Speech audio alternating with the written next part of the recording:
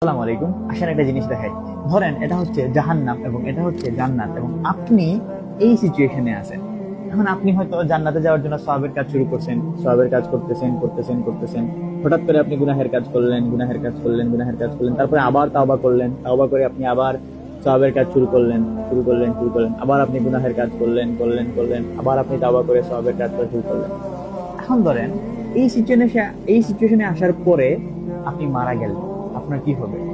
দেখেন, আপাত দৃষ্টিতে মনে হইতেছে না আপনি জাহান্নামের অনেক নিকটে আছেন, কিন্তু এখানে কার নিকটে আছেন এটা বিষয় না। বিষয় হচ্ছে আপনার ডিরেকশনটা কোন দিকে, আপনি কোন দিকে যাইতেছেন।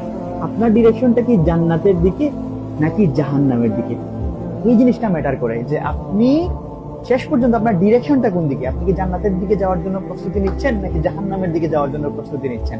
এখন এই জিনিসটা কেন দেখাইলাম, আমরা অনেকেই মনে করি যে আমরা হয়তো অনেক বেশি গুনাহের কাজ করে করে করে করে করে করে জাহান্নামের অনেক নিকটে চলে আসছি, এবং আমাদের মনে হয় ফেরার কোনো পথ নাই। কিন্তু আপনি যদি এই সিচুয়েশনে থাকার পরে তাওবা করেন এবং ফিরে আসেন, জাস্ট একটা ইউ টার্ন, আপনি যদি এই ইউ টার্নটা নেন এবং আপনার দিক যদি জাহান্নাম থেকে ফিরে জান্নাতের দিকে নিয়ে যাইতে পারেন, বুঝতেছেন কি হবে?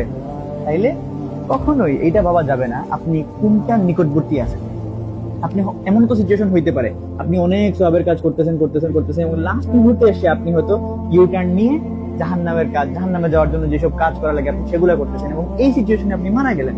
কি হবে তখন? আপনার ডিরেকশনটা কোন দিকে? জাহান্নামের দিকে।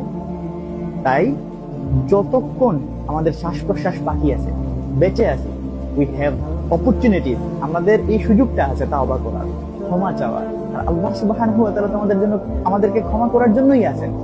তাই এই সুযোগটাকে কাজে লাগান, এখনই তওবা করেন, এখনই ফিরে আসেন আল্লাহ সুবহানাহু ওয়া তাআলার দিকে। আসসালামু আলাইকুম।